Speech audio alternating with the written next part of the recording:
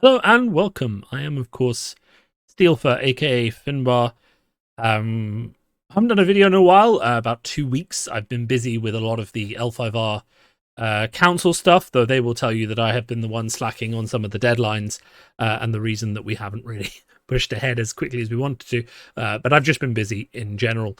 So I wanted to do this video before releasing some other videos that I've been working on, to kind of just give you an idea of, where I am as a player, what I'm doing with my video content, what you can expect to see from me over the next while. So to start with, yes, I have every intention of finishing my current, just let me turn this down a little, my current sort of L5R videos. I have my core cycle review, which I'm going to get on with, hopefully doing one every week or 2 weeks until those are finished. There's about 4 or 5 done. Then I want to break down, and I'm doing sort of the roadmap that I was talking about in terms of rules mechanics for the game and what I think could be revised and things like that, because I think that's a really interesting series. And moving on from that, I think I'll just do an update every now and then, just covering what the Jade Council is up to, from what I've seen, and how that all ties together, and what I think is happening in the background, right? Because I think that's, and I obviously, I'm not going to be the comms officer for that organization, so I'm not going to be the person saying what is and isn't going on, but I can give my thoughts as 1 second.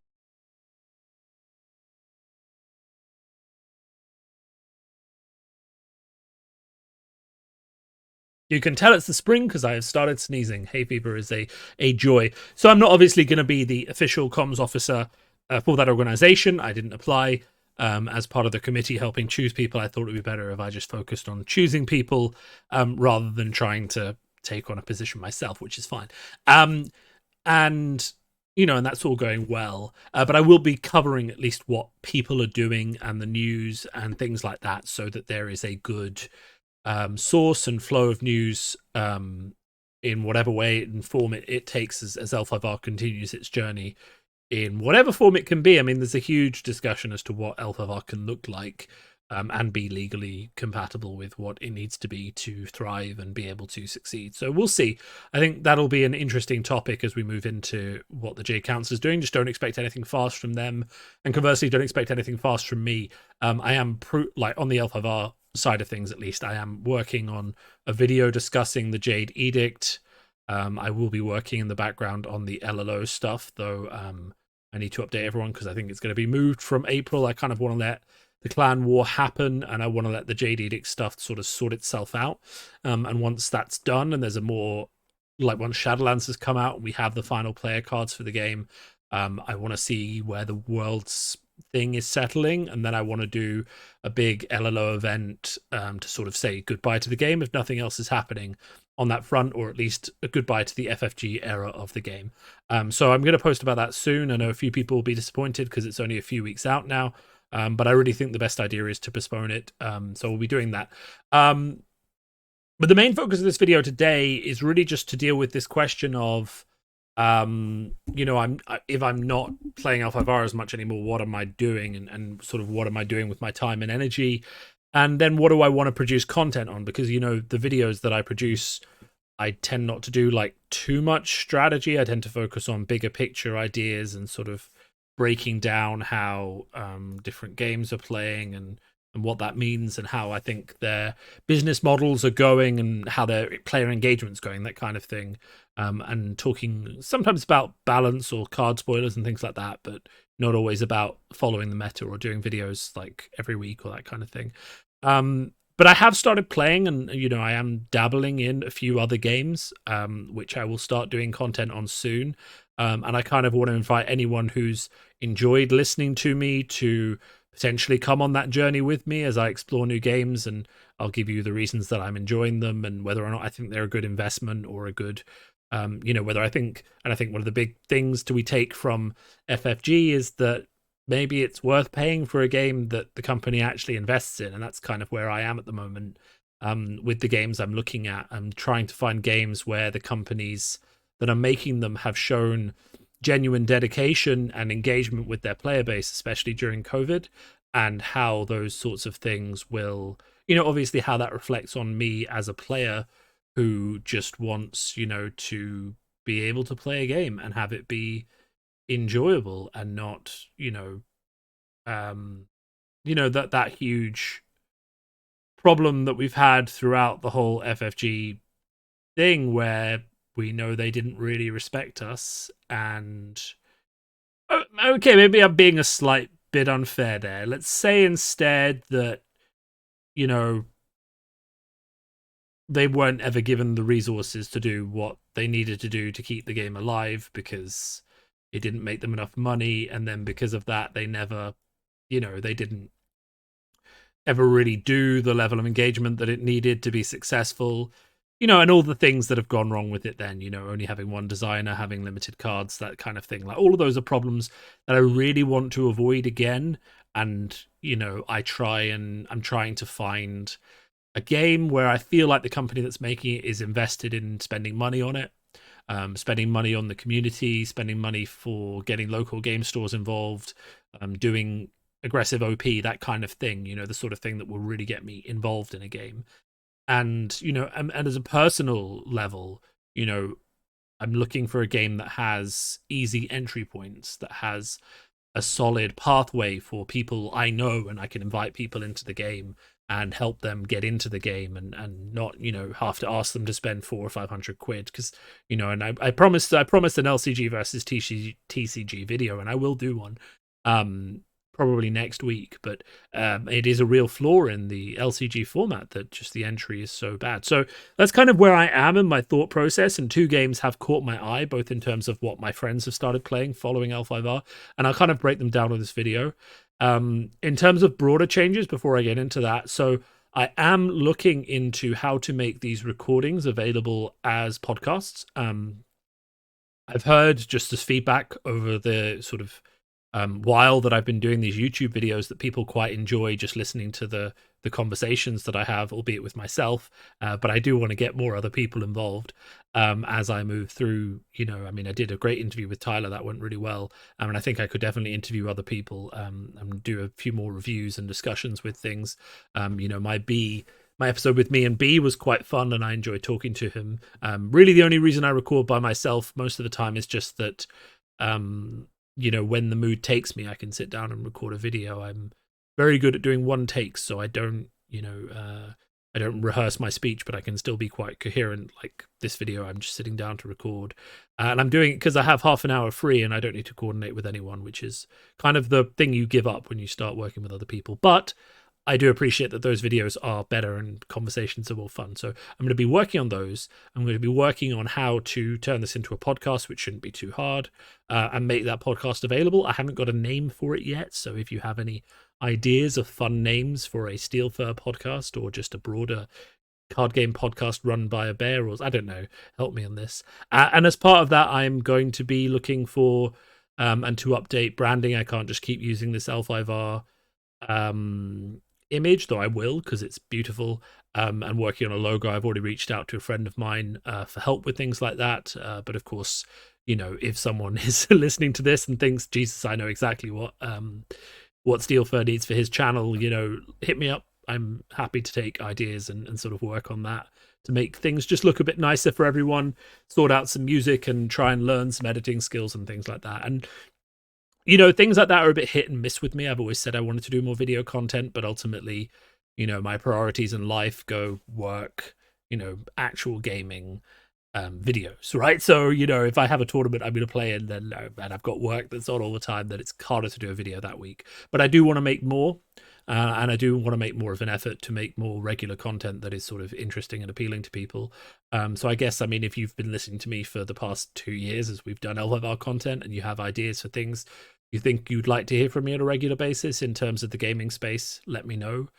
Obviously, I do card games. I also play a lot of things like World of Warcraft and RPGs and shooters and things like that.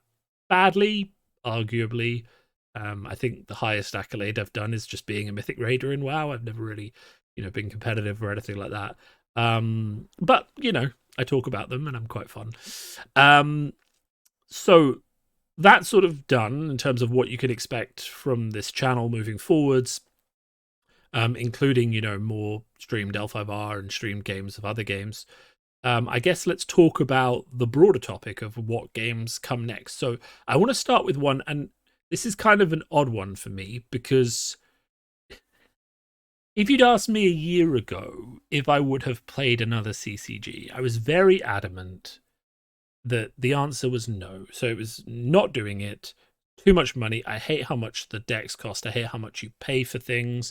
I hate the whole chase market. I hate the trading. I hate the fact that a new player who's very good but doesn't have a lot of money can't compete at the same level as someone who is really, is loaded and also very good.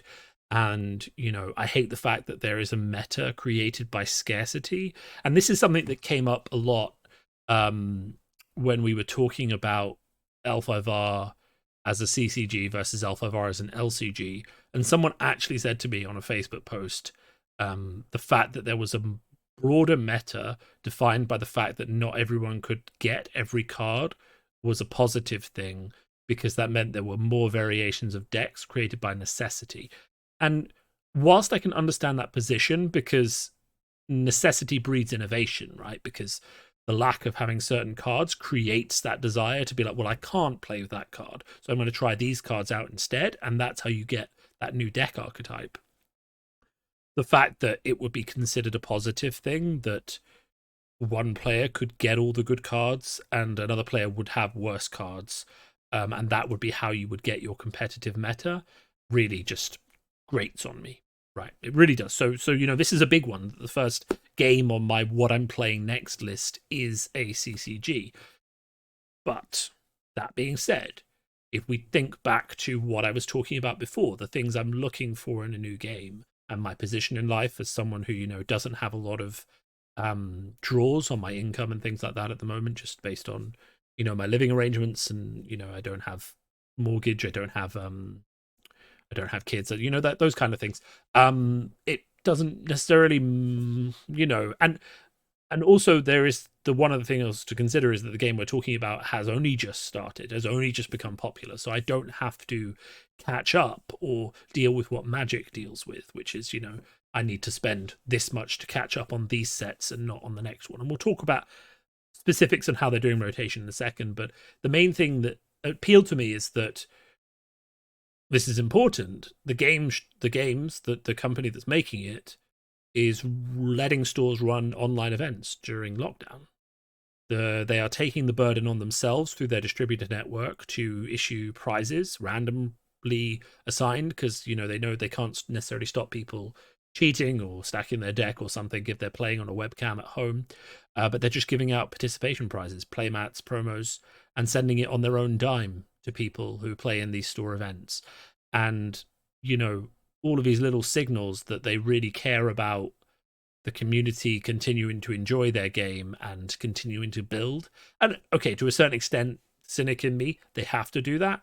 They're a game that launched in 2018 in New Zealand. They started to get some popularity, and here we are in 2020. Your game dies if you don't support it, right? That's what happened to L5R.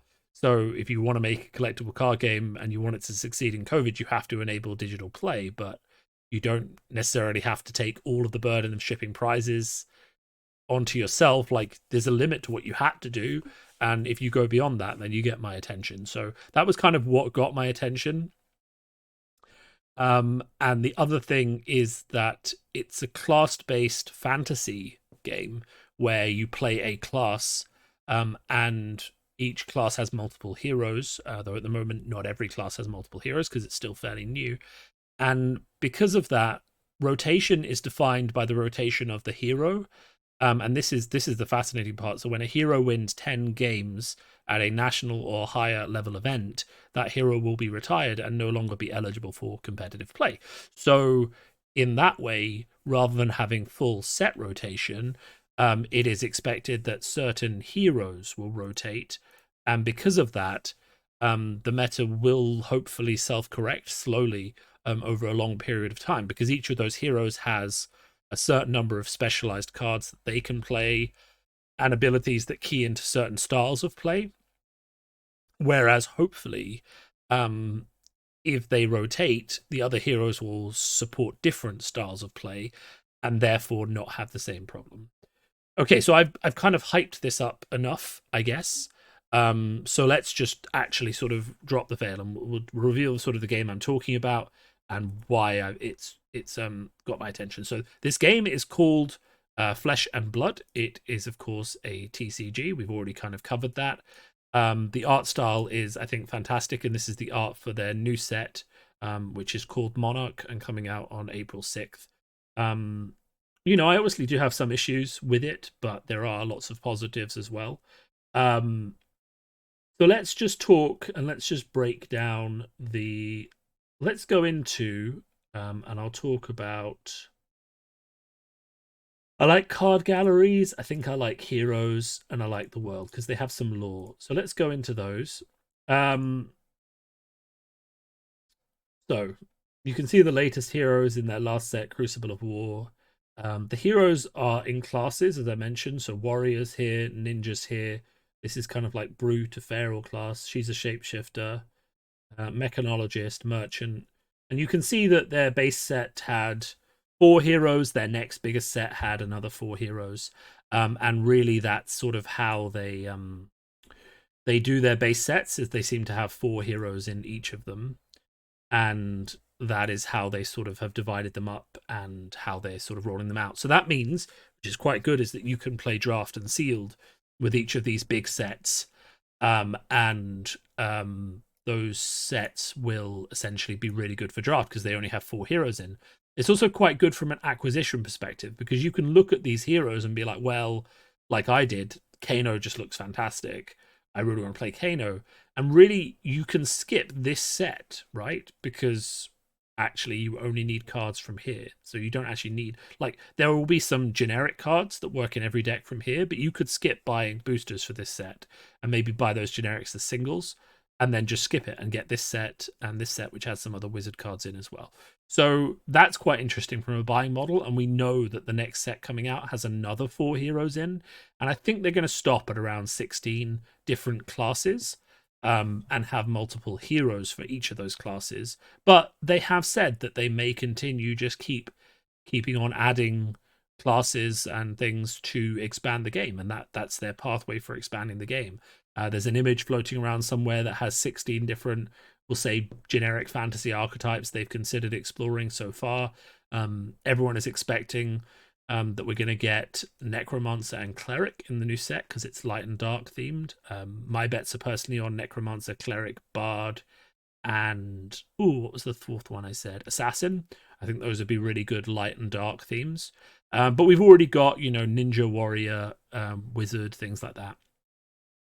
So, firstly, I was caught by the art. The art is fantastic.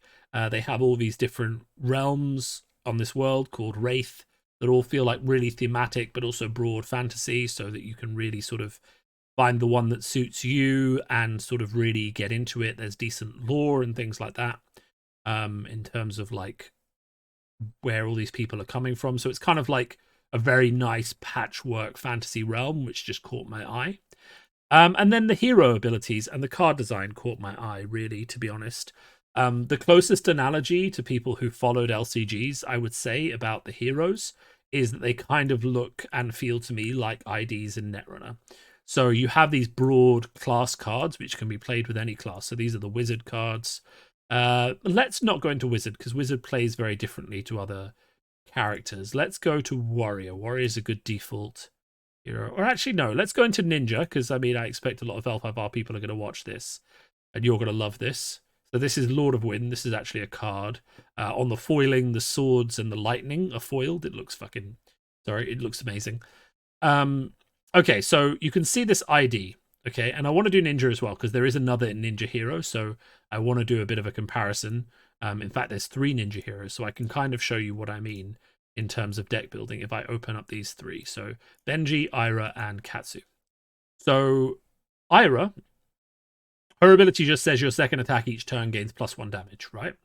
But what that means is you can do very, very regular and steady damage just with doing regular and steady attacks, right? Then we have Katsu.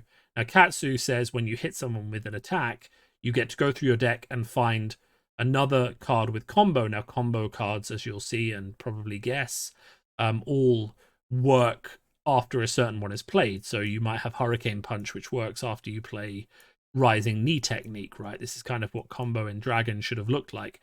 And Katsu just lets you go and fetch the one that suits your combo, right? So if I played a Rising Knee Punch kick, I could go and get a Hurricane Technique, or I could get a Pounding Gale or something like that. The only limitation is the cost, which, is a very nice way of changing how Katsu plays versus how Ira plays, because Ira can play pretty much very flexibly with everything, which is why she's the starter deck hero that was given out to stores originally. And then you have Benji, who comes along and says, well, actually, if I've got an attack action that with 2 or less damage, my opponent can't block those. And suddenly you're starting to see how there's a whole different archetype being changed slowly just by these heroes that will take all of these ninja cards, generic ninja cards, and just find new uses for them in ways that, the previous hero wouldn't have. And like Ira's fairly basic, but we'll get into non-basic heroes in a minute. And we'll show you how flexible this system is. So this caught my eye straight away because I love Netrunner for its IDs and how a small ID can drastically change how a faction plays or how those cards are interpreted. And I thought that was a really good way of designing the game. So that really caught my attention.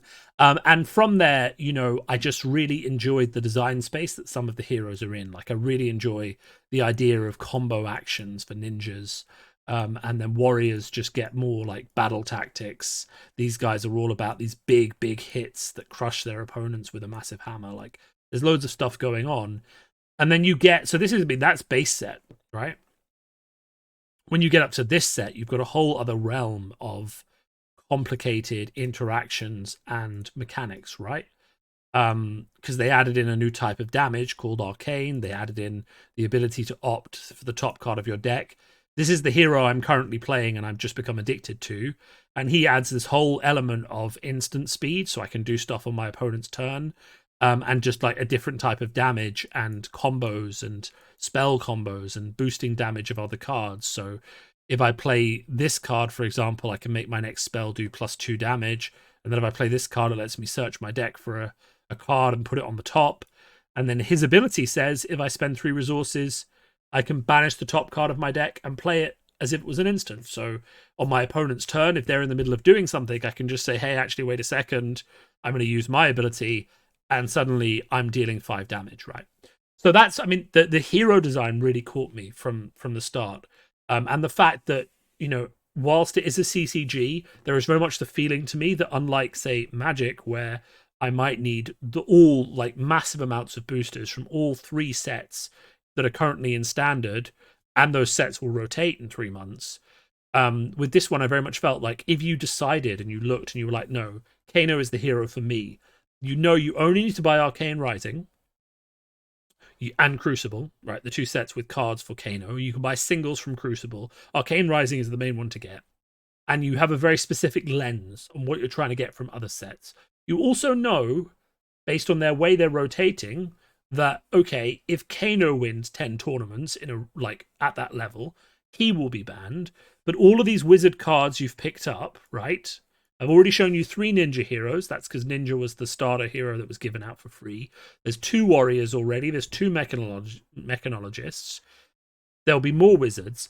And all of these wizard cards, except these ones, the ones that specifically say Kano specialization, of which there are 2, these 2, Blazing Ether, Lessons in Lava. All of the other cards that you've got, these legendaries, the weapons, all of that stuff, will still be legal and be playable. And that's the current plan. They have, to date, banned 1 card, which was a generic, because they thought that essentially added too much to the game because it recurred itself. So they've shown that they're willing to take action to balance the game. And they've shown that they don't want to rotate drastically quickly, and rather want to let heroes rotate themselves. Though I imagine, as every game does grow long in the tooth, there will have to be a bigger plan for rotation further down the line, assuming the game's continued success. But at the moment, it seems to be a really interesting way of doing things where a hero can declare itself too good, but that doesn't mean the class itself is too good. And assumedly, if the class cards are too good, then both the heroes will get banned or retired quickly, and other classes will have a chance. And so far, what I'm seeing from the meta is there is a very good balance of heroes being able to beat other heroes, and there's still lots of different decks being invented that are good counters, and there's lots of meta changes because ultimately there are a lot of cards in this game in a way that an LCG just didn't have, right? If we look at one of the base cards, you'll see, and this is their collectors, that the game has, you know, 132 commons, 48 rares, 14 rares, 10 majestics, 5 legendary cards, and 1 fabled. The fabled we're going to talk about a bit because that's a big topic for me, in terms of what are we doing about this fable like legendary. Are they good? Is it terrible to get a hold of? And I think that's a big problem. So we'll talk about the rarity a little bit in a second, because that is one of the sticking points in terms of the game. But generally what I'm getting so far is that I find the design of the game to be very elegant. The way the game essentially works is I have a turn, you have a turn. You see this here is that this is how many resources the card generates if I discard it. Red, yellow, and blue is 1, 2, and 3, as you can see here. This is the cost of the card to play. Essentially, if I want to play a card, I put the card on the table during my turn. I discard the number of cards to generate the resources to pay for it, and then it does its ability. Every card also has a defense, which can be discarded during my opponent's turn to take some off this number. This number is damage. So say, for example, my opponent had 2 of these, a blue card and a yellow card in his hand. He wanted to play Spinal Crush. He could just play Spinal Crush, discard this 3 and this 2, and then Spinal Crush would attack me for 9 damage. And I could discard, say, Crippling Crush, Showtime, and my own Cranial Crush to block 9 damage. Okay? It's fairly straightforward. Your cards are both your resources, your attacks, your actions, and also your defense. So there's a really nice flow of, on my turn, I'm defending, and on my opponent's turn, I'm defending, on my turn, I'm playing actions, right? However, when do I draw cards? That's the big question. Do I draw cards at the end of my turn, not my opponent's? So, and I draw cards equal to the amount of intellect on my hero, and this is life total. So every hero has 2 versions. One is meant for sealed and blitz format, and the other one is meant for constructed. And because of that, there is a really interesting flow of how much damage am I taking from my opponent versus how much am I attacking back. When am I putting pressure on my opponent to stop their resources, so they have to discard cards from hand to protect me, protect themselves, versus just trying to hit them and go all out? When am I taking damage to enable those big turns versus blocking as much as I can? Because essentially the way it will go is you'll have 4 cards in your hand at the end of your turn. It'll be your opponent's turn. They'll attack you. You discard maybe 2 cards to block some damage, and then you're going to attack back with the other 2 cards. But you may decide, actually, I'm just going to take all the damage so I have 4 cards to smack back at my opponent, right?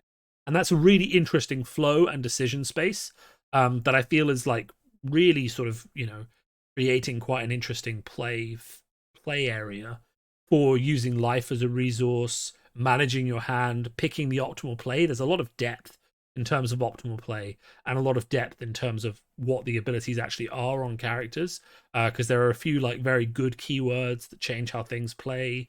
You know, there's this concept of wide versus tall, where cards can get go again, where you don't, you know, you have 1 action you can do every turn, unless a card has go again, which lets you do more actions. And there's just so much design space that looks really fun to explore, and is currently being explored very well by the things they're adding to the game. So I'm really kind of pleased with that. So let's just go into this idea of rarity, because I think this is an important discussion for people who I know who are coming from the LCG format, right?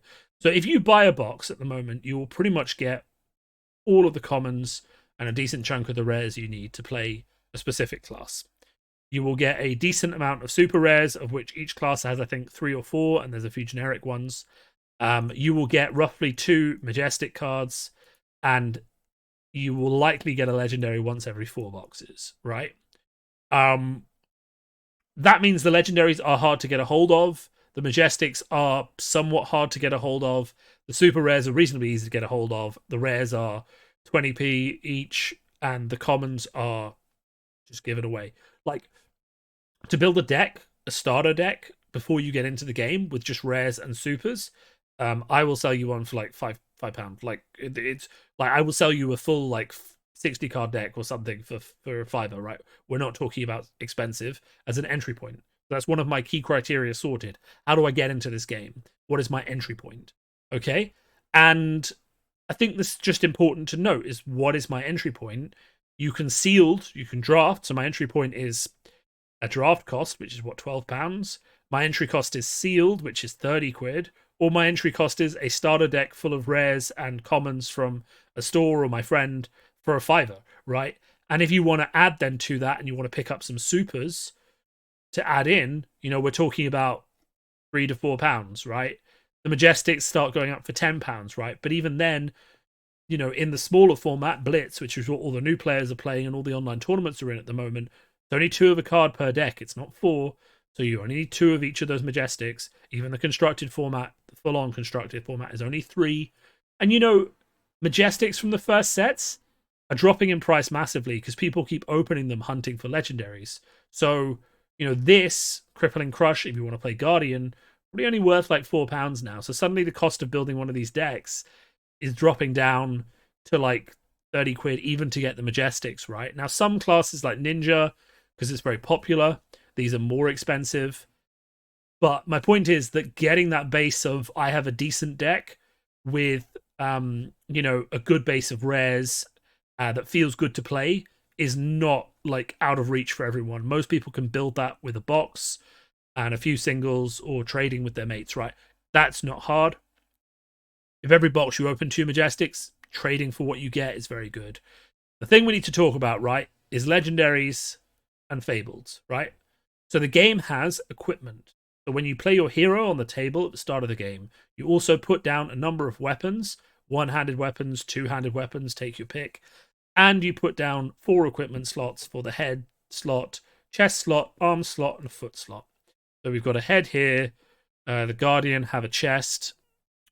And I think the Warriors have bracers, arms, and there are generic ones as well. So for starters, these are really easy to get a hold of. So the common equipment. Iron Rot Helm, they all block for 1. They're pretty good. These are played in top decks. These are very good.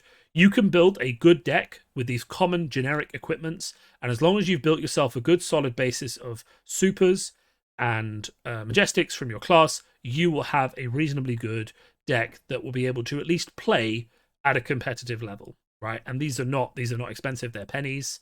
Again, we see there's generic Majestics. These are good. The price is slightly higher because, of course, they can be used by multiple decks, which is a bit frustrating, but those are chase cards. There's bound to be a few.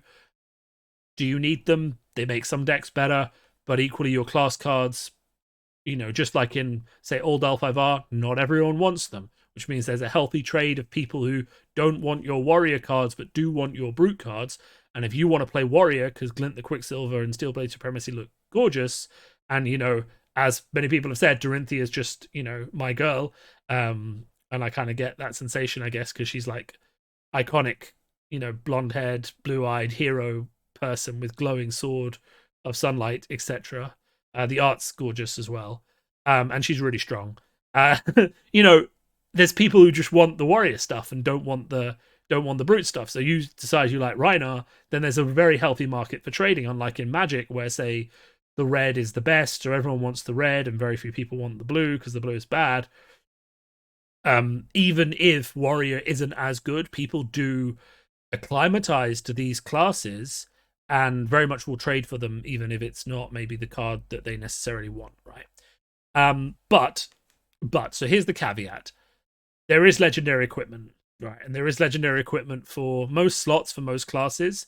Most classes at this stage have a legendary and a majestic equipment, and they are better, right? They are just blatantly better, and the cost is much higher. So this card, Bindle Spring Tunic, is amazing, and probably it sells for about 150 quid, right? And that is a chase card that you would get to cap off your deck if you were happy with everything else. Rage Force Bracers, Again, 150 or so. Some of the less like well played ones, like for Brute and things like that, are cheaper. Some of the ones for the newer classes are about 100 because they're not as popular. But these established ones are more expensive, and that is probably the most expensive card in your deck is these. But if you bought this generic one, it could go into a lot of decks. If you opened one in a pack, there's one in every 4 boosters, so you might get one, you might get lucky. And CCGs do have chase cards, and that is how they sell boxes, which is one of the downsides of the format. Are they good? Yes. Why are they good? They have armor, right? So you saw down here that this equipment has no armor, but it has an ability. This equipment has no ability, but it has 1 armor. You can block with these as much as you can block from cards in your hand, and it's really good to have some armor on the table. Some of the legendaries have Blade Break, which means if you block with them, they get destroyed. Others, like the Warrior ones, for example, just have Battle Worn, which means if you block with them, they get a counter that reduces the amount you can block with them for the next time. But that essentially gives you 3 extra HP, which, because everyone's playing a fast format at the moment, is desirable. But you can open one of these, you can slowly trade for them to finish off your deck after you've picked up Majestics and Rares. You can get them as a capstone to finish off your class, as a big trader. And the thing is, and this is important, that whereas these Majestics and things like that make up your deck and you might not draw them, the fact that these are equipments made a big deal in my not being put off by them. Because essentially, you put them on the table at the start of every game. They're not something you have to go through your deck for. You don't have to shuffle them and get them scratched up.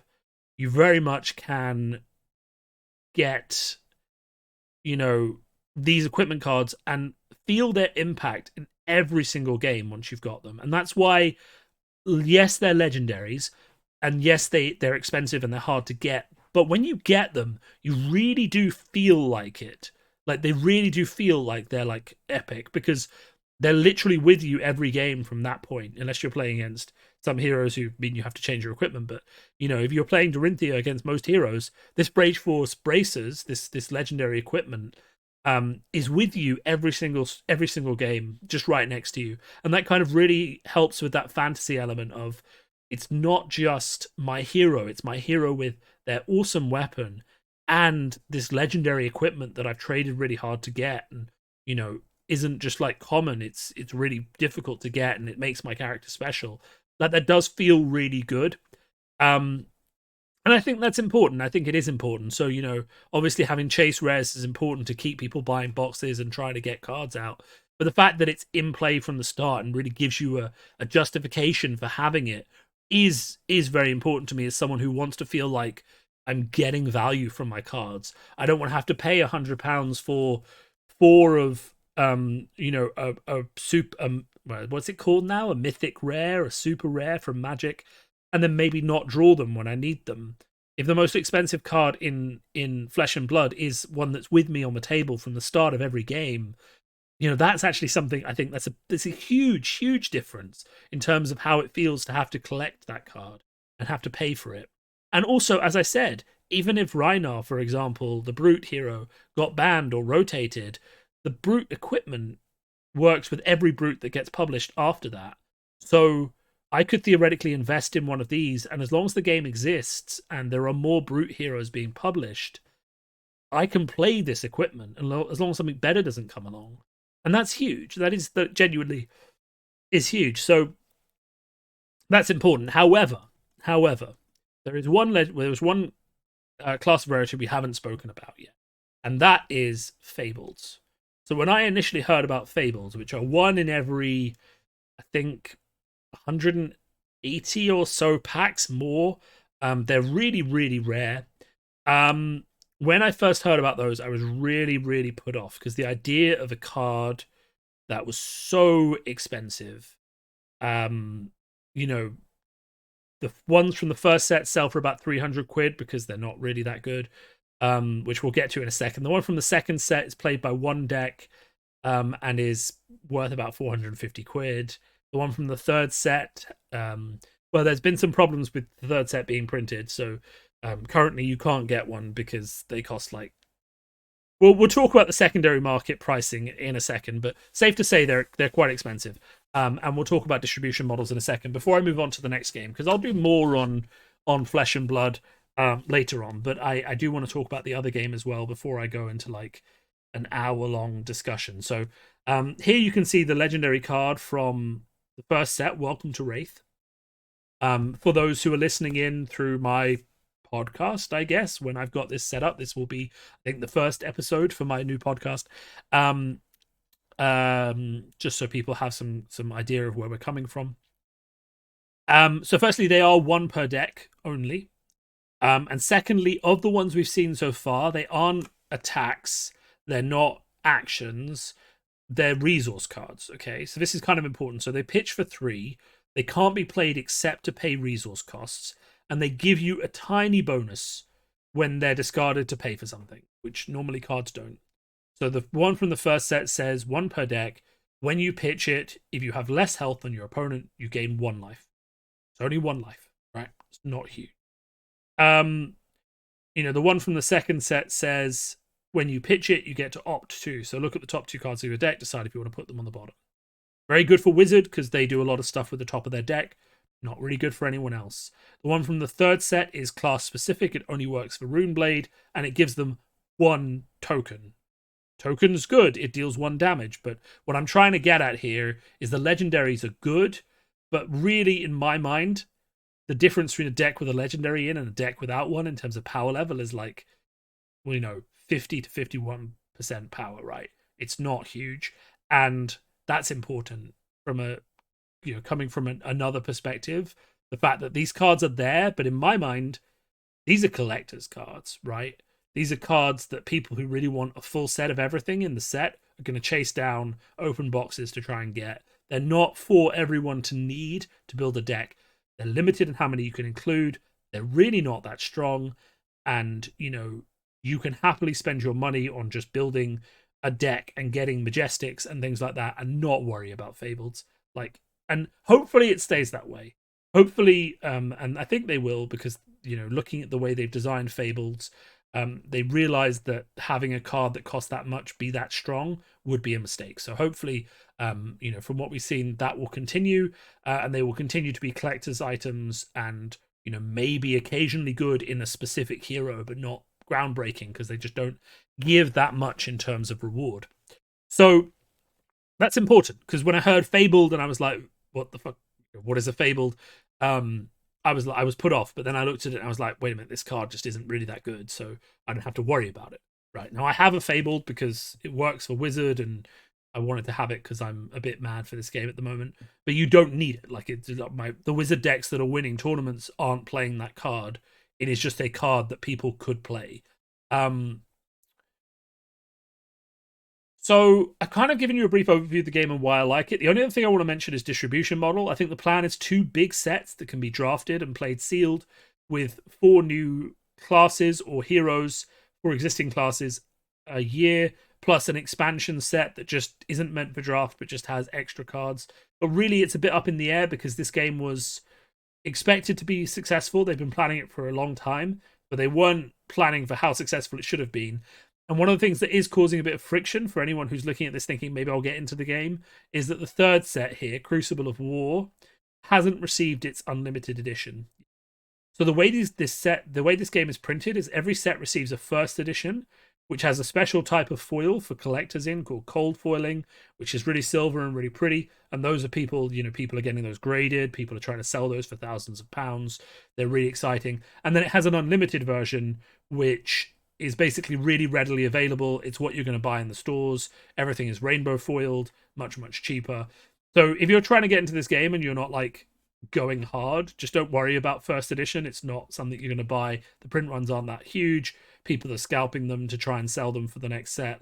That's a problem. But the unlimited version comes soon afterwards, and you can get all the cards for much, much cheaper. So just ignore it and get cards, play game, right? The problem with Crucible is that they didn't expect it, from what I've heard. Basically, they didn't expect this stuff to all sell out so quickly, but then it got really popular. And as I imagine, if you're focusing and prioritizing what needs another print run, you focus on the print runs that have the actual heroes and the base cards for the heroes, whereas this was an upgrade set. So obviously the unlimited version for this set isn't ready. So but we are expecting it, I think, around May. The next base set is coming out in at the end of April, called Monarch, which will have all those new heroes that we've been talking about in. And then this unlimited set should come later. So at the moment, it's hard to get the Majestics from these, and there is a bit of an unfair advantage where old players have those cards, and there's a bit of an unfair meta. However, a lot of events are going on Tabletop Simulator, so you can play whatever cards you want. You don't have to own them. But it is a problem. It is a problem that will solve itself in about 2 months' time, probably. But it is a problem for new players looking to get in right now. Some of the cards are easy enough to get. You might have to go to America and pay a bit of shipping to get them. Or you might have to find someone with trades and try and get them from them or borrow them from a friend. Just something to be aware of. Okay, so enough about Flesh and Blood. So I want to go on to my next game that I'm going to give a bit of preamble to. So I still do believe, and although I am investing in a CCG, I do still believe very much in the LCG format in terms of playing for something, getting the full collection of the cards, and everyone being on the same footing. I do believe that works, and I believe that a game can support that and not be a failure like FFG cooperative competitive LCGs have been. I fully believe that to be the case. And so that's the next game that I turn to, which a few people in the London meta who really, a few of us have started playing Flesh and Blood. There's about 4 or 5 of us, and there's a really big scene in the UK and across Europe, and starting to be a big scene across the world. But a lot of other people don't want to play a CCG again, except maybe to play Sealed with us every now and then for a bit of fun, and want to play another LCG. And they have turned to this other game. This other game is also based around heroes. That seems to be a theme that people are resonating with at the moment. And it is interesting because it comes with a dice-based resource system where you build your deck with any combination of 10 different types of dice. And there are illusion dice, nature dice, charm dice, ritual dice, and time dice. I think the 5 types of dice. And cards will have a generic cost or a cost associated with one of the dice. And heroes will have a cost that's either generic or associated with one of the dice, which will kind of guide you into how you play that hero and what dice synergy. You can make those dice in any combination you want. If your hero requires a basic resource, because the dices have 3 resources for each of their sets, a basic, a mid-tier, and a high-tier one, and say your hero only needed the basic one from a dice, you could just put one of that dice in and build a completely different deck. Now, I know what you're saying, Finbar, these dice are random. I do not like random resource costs. That would be true, except during your turn, you may discard a card from your hand or the top of your deck to change the face of any of the dice that you have to the face that you want. So you're never going to be mana screwed. You just have to work a small bit harder to get the mana you want and make a decision as to whether or not the mana you want is worth the cost of a card off the top of your deck or a card from your hand, right? And it's important because you're going to draw back up to your hand at the end of every turn anyway. So you don't necessarily need to keep your hand stocked full. You could just discard cards you don't want to fix your mana and then play stuff from there. I also, again, as I say, the main problem that struck me, I'm talking about routes to player entry, right? And this is important. One of the main problems with L5R is that it was impossible to get into after a certain point because the cards just cost too much. However, this game we're talking about, it has the base core set, which comes with, I think, 2 types of dice and 4 heroes that you can build decks with. It has specific decks for heroes, expansion decks that tell you what dice they need. Some of them need the core dice, and then it has deluxe expansions that come with a deck and new dice. So your entryway into the game is buy the core, or buy a deluxe expansion to get the dice, or buy a hero deck you really like and buy the dice as a separate product.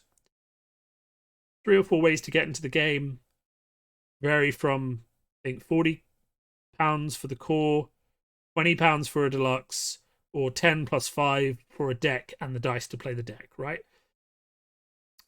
That's not bad. And obviously you can expand in your collection in breadth but the majority of actions are tied to dice. And if an expansion comes out that supports a charm dice and you're a time dice player, you may, just not want to get that expansion unless it has a good, say, generic action in.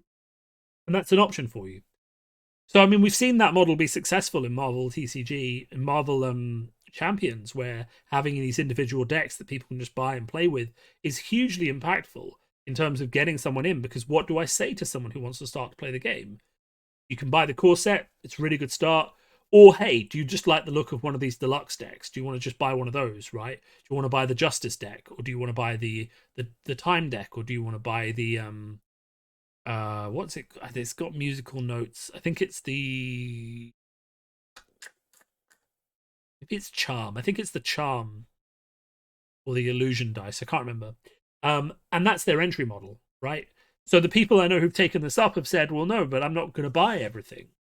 I'm not going to drop that 250 quid on a full collection. It's only what it costs. It's an LCG after all. I'm just going to buy the core set and 2 decks, right? That build on the dice used in the core set. I'm just going to play with those. Okay. Now I bought everything because I'm a sucker for a new game, and I like having full collections of things. I'll show you my Arkham Horror box at some point. It's lovely. It's made of wood.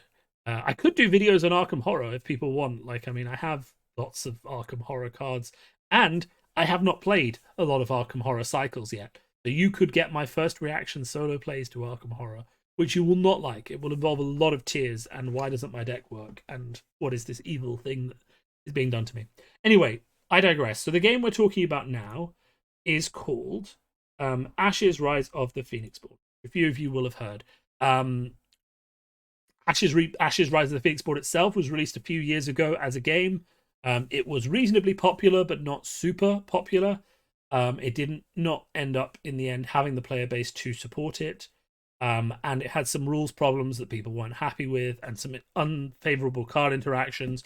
Much like L5R, it really just needed a rotation / a balance patch to fix the problems with the deck, right? With the cards and the card pool, and sort of iron out the rules and smooth things over. And that's really what L5R needs at this point as well, is that 2.0 take. So that's what they've decided to do. And to achieve that, because they recognize the small target base that LCGs have, they're running a subscription-based service where if enough people subscribe, they will keep making product. And they will be honest with people about how many people are subscribed and whether they have enough to keep making product. And if there are people enough to support it, they'll keep doing it. It's not a risk to them if people keep saying, hey, no, we want more. Can you give us more? And they can keep doing it. Unlike the FFG walled garden model, where we just have to hope that the arcane numbers they scry from chicken guts in the back of their, warehouse in Minnesota tell them that enough people will keep buying L5R that they can keep making it. So, that is a very positive thing, and Team Covenant are running the subscription there because they're fans of the game. In the UK and in Europe, it is being done on a store distributor model, which is what we're more familiar with. They also have this cute Mist Spirit token, which is going to be price support. And they are doing price support. The art's fantastic as well, by the way. Very important to me. The art in the game is fantastic. So let's break this down a bit and look through a reconstructed deck and sort of tell you a bit about what the cards do. So you'll see here what they've done on their website is they have done, essentially, they have given you an idea of some things they call reconstructed decks, where they have built a deck for you out of a base level of the core set plus 2 expansions, right? And the whole point behind that is that anyone should be able to buy a core set and buy 2 expansions. And one of the cool things that this game's version of Five Rings DB is doing is that when you build a deck, it will tell you what expansions are needed to build that deck. And it may not be everything. So, for example, to build this deck, you only need the core set and these 2 expansions. So that's 13 products you don't have to buy if you like the look of Aradel and some of her cards, and you can obviously look for ways to upgrade it. So Aradel, and we'll break this down. So this is your Phoenixborn. This starts the board in play. Every Phoenixborn has a battlefield number, a spellboard number, and a life total. They also have an ability. This is a side action.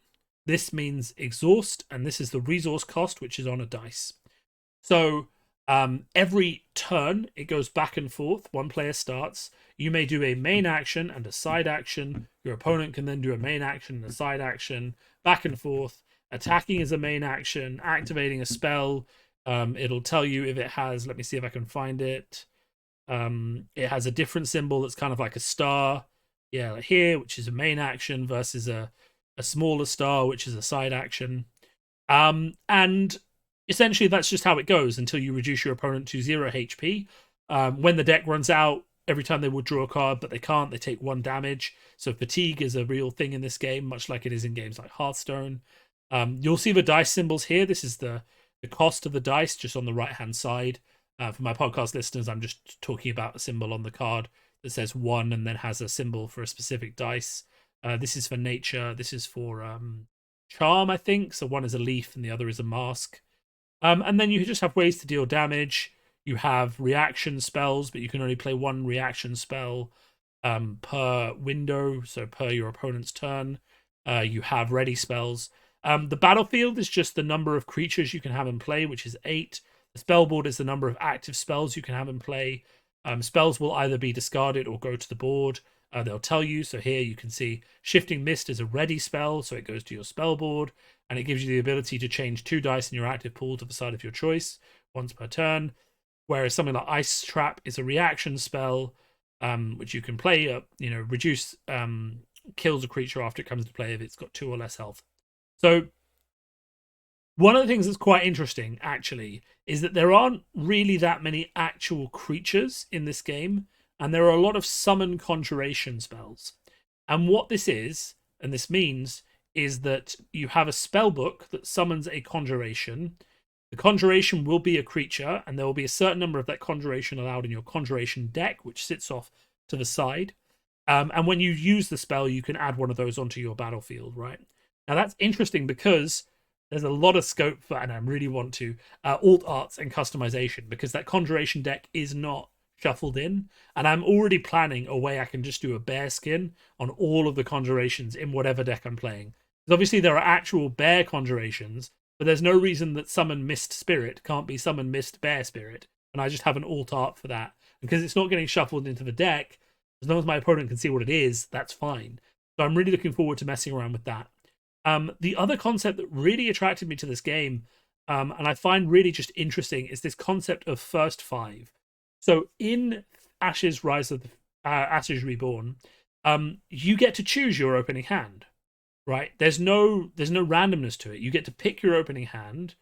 You get to go through your deck and pick 5 cards. They all have to be different cards, different unique cards, and that's your opening hand.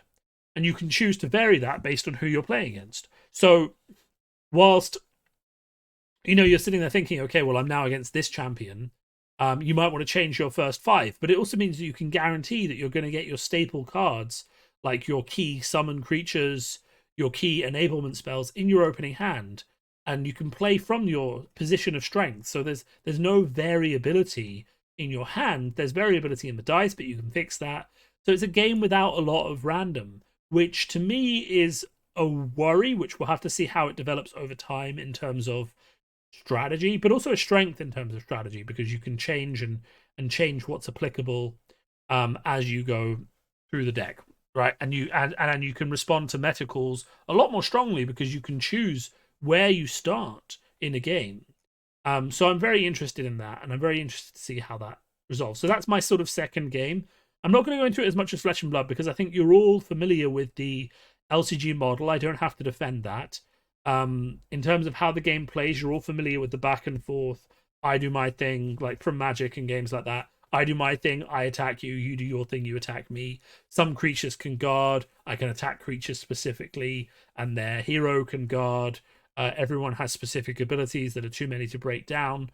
Dealing damage, exhausting units, summoning creatures, milling cards and card draw. There is mill decks and things like that, which I find quite interesting. And then just a lot of different variety in terms of how cards and decks play, and a lot of different space that simple framework grants you to actually design interesting effects and play in that broad playground. So I'm going to do more on that. I'm just conscious we're getting up to an hour. So that's kind of where I am right now. The only other thing I really have going on at the moment, which I'll briefly say, but I don't know how much it's going to get off the ground, is that I've recently been going on a bit of a nostalgia trip. And I mentioned this, I think, in a video. for the Lord of the Rings trading card game.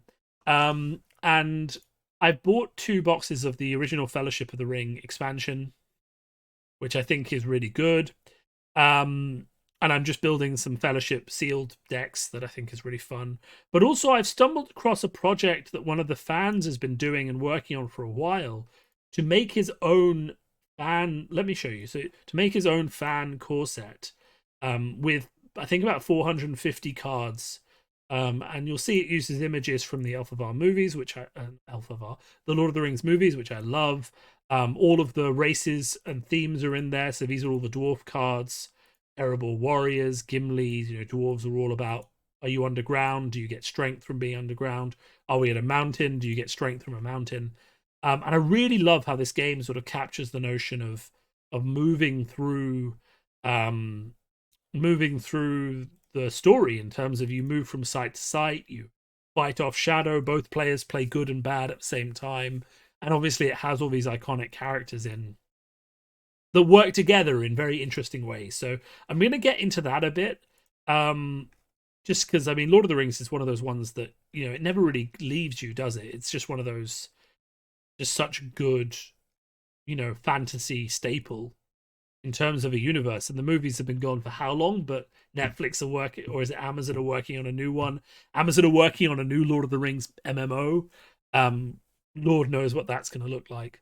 So, there's a lot of Lord of the Rings hype going on. And this, to be fair, this was one of those games which I very much harken back to, that I was too young to really have the money to collect and didn't really last long enough in the area that I was in to survive. But I'm really keen to play this more, and I just think it's a fantastic game. And play it online, just like you could with L5R. That's a big plus. So Lord of the Rings themed content will come from me at some point. I just have to decide what's happening with this fan-made set. Am I going to play that? Am I going to just try and build up a collection of the original movie block cards? That kind of thing. So yeah, I mean, this is kind of just a summary. I hope that, people want to see non-L5R related content from me. I hope that things I've said are starting to sound exciting, and you want to keep hearing from me in this way. Obviously, I know I don't have a huge following, but I, would appreciate it if more people came to watch me talk about card games. I do find that quite well. And maybe I will set up things like Patreon and stuff like that, just to enable me to have resources to dig into more things or tie into prizes and things like that for events I'm running. Because one of the things that I am thinking about is that while I might do a big LLO event after Shadowlands comes out, and I am working on thinking about what prizes could be for that, and what we can get, I am also thinking about running a Flesh and Blood event in a similar format later on this year, depending on whether or not I can, again, source prize support, think about what that would look. I've already spoken to, and this is what I talk about in terms of being willing to give a game my support if it supports me. I've already spoken to the people who make Flesh and Blood, just as someone who runs online events. What can I do? They already said, look, realistically, at the moment, we're only letting stores run tournaments and get OP kits because we want to support them. Totally on board with that. Stores need support. But they said they're willing to consider it in the future, and I think if I build a big enough online event, they might get on board with that. And the other thing, of course, to consider is, I asked them, can I just charge for entry and do my own prizes as long as they're not shuffled? And they didn't come back to me on the prizes thing, but they said you can charge whatever you want for a tournament you're running. Do you? You do you. And I was just like, okay, so I've already spoken to 3 different people who make alt arts and modifications to cards for Flesh and Blood, for things that aren't shuffled and don't have rarity, so like the heroes and the weapons. If I can charge entry for an event, the scope of what I can do is huge. And this is one of my big complaints about FFG. If I can ask for donations, but in reality, some people, very generous people, donated a lot of money towards the prize support for the LLO, which I know hasn't reached people yet. I have it packaged up. I'm just waiting on a few more addresses. I'm doing post runs later on this week to start getting that out to people. But the fact that I couldn't charge for, because I had loads of ideas of things I would love to do for the LLO prize support, right? I would have loved to, I had 2 or 3 people I talked to for custom strongholds. t-shirts. I had a few people I spoke to who were doing like custom like acrylic stuff and tokens and things like that. But ultimately, we never really raised the donations to make that stuff work, and I was in the financial position to put that on myself, you know. Whereas if I get concepts for these things and I can sell tickets, suddenly things become a lot more exciting. And now that FFG have cancelled L5R, one thing I am debating for the next LLO, and I need to go back and revisit this because, as I said, one or two people, myself included, I want to call out Dan for giving a big donation for the last season of the LLO, completely like, and there were smaller donations from a lot of other people, and thank you very much for those. But really, without those huge donations, the prize support wouldn't have happened. And even for this season, you know, we've had 5 donations of like £5, £10, and one person, we'll call out Martin Schroeder B, love him, you know, donated 50 quid. So, you know, if B didn't, and it hasn't been taken yet because I'm doing it differently because I wasn't sure exactly what's been happening. So I don't think the money's been taken yet. It's just been committed to, or I can refund it or something like that. Because I wasn't sure exactly what the timings were on this. But the fact is that if one person hadn't been so generous either time and I hadn't put my own money into it, the prize support wouldn't have existed. And maybe we didn't need prize support for L5R, but I think it helps. I think people want to play for shiny stuff. So one of the things I am debating, and I may do this now that FFG has cancelled the game, is just run the LLO with a ticket. And that will give me a lot of scope if people start signing up for this one last hurrah to either buy official promos that people haven't got access to from people who have them, or, you know, get a final series of like custom strongholds or things like that. Anyway, I'm leaving this ramble to the end because it's really kind of like where the nuts and bolts come in, and I know only the most sort of dedicated of my listeners will have got this far.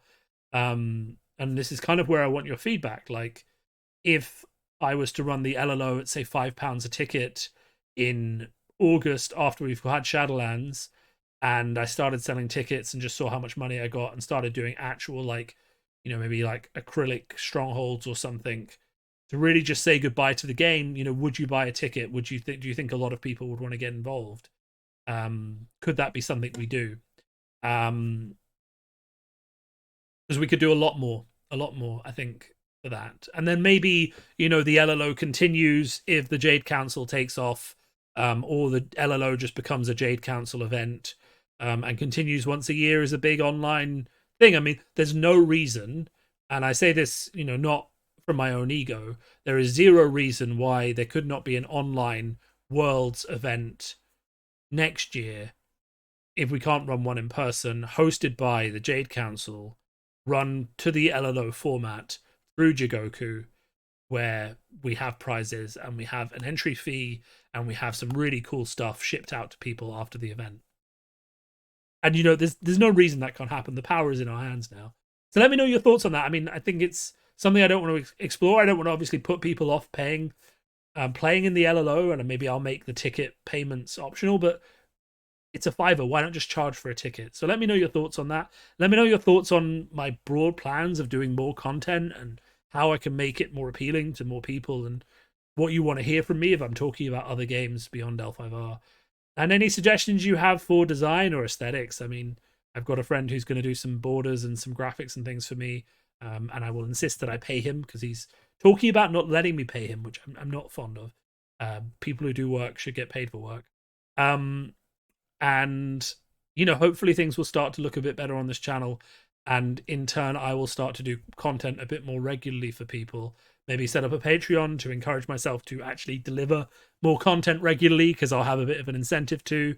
And also, like, Twitch subscribes and things like that don't really come back to me because Twitch just don't let you get that money at all, really, unless you're making a lot of money, and they take a lot of it as well. So, you know, it's all these things about what I can do for you guys who've stuck with me through this L5R journey, and how I can make it more interesting for you as I continue to cover L5R and I continue to broaden my horizons and enjoy other games. And maybe you don't want to play those games, but maybe listening to me talk about them for a few hours every now and then and tell you why I think they're fun would be an enjoyable experience for you. So look, if you've got this far, and I know a few of you do because I've seen the metrics, thanks for listening. And look for more in the future, and don't be afraid to chat to me at any time. I'm not going anywhere.